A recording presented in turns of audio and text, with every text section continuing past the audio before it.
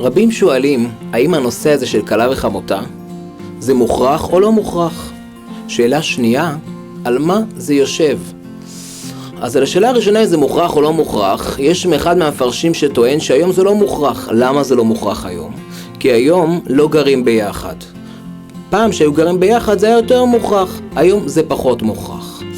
אבל השאלה השנייה, על מה זה יושב? זה יושב על בסיס של קנאה.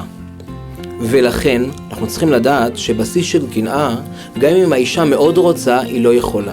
יש דבר שהוא אי רצון, תסביר לה, היא תרצה, יש דבר שהיא לא יכולה. ואיפה מצינו עוד כזה דבר? בפרק ב' בנישואין. פרק ב' בנישואין, הקנאה זה לא כלה וחמותה, זה יכול להיות גם, אבל מתווסף לזה גם הילדים. שיש קושי לאישה להכיל את הקשר של בעלה עם הילדים שלו. ולכן, איך פותרים את העניין הזה של הקנאה?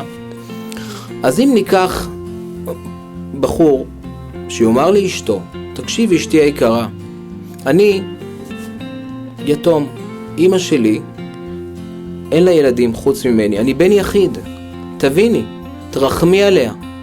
זה לא יעזור, כי היא אומרת, היא הנותנת. אם אתה יתום ובן יחיד, אז אתה יותר קשור, אז אתה רק תעצים את הבעיה.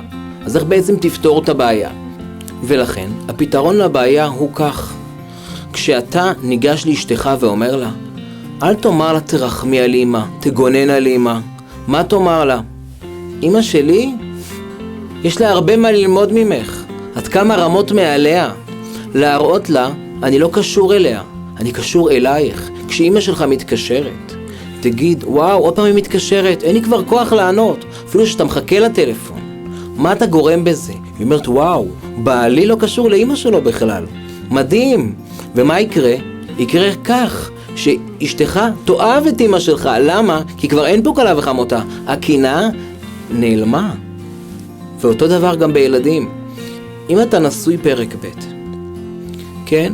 והבן שלך מתקשר, מה תגיד? עוד פעם מתקשרים, אין לי כוח אליהם, משגעים אותי, אני כבר לא עומד בזה. חבל שהם קיימים. מה אתה גורם בזה? אתה גורם בזה שעכשיו היא תאהב אותם, כי אין לה בעיה עם הילדים שלך.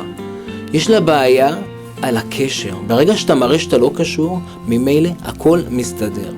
ולכן, אם תגיד לאשתך, תקשיבי, הילדים שלי זה קו אדום.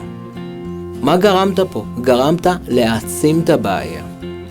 לכן הפתרון הוא, אחד, על ידי שאתה מראה שאתה לא קשור לאמא שלך, שאתה לא קשור לילדים שלך, אפילו שזה רק בעצם משחק, אבל שתעשה את המשחק טוב, היא תאמין לזה, וזה יפתור את כל הבעיות.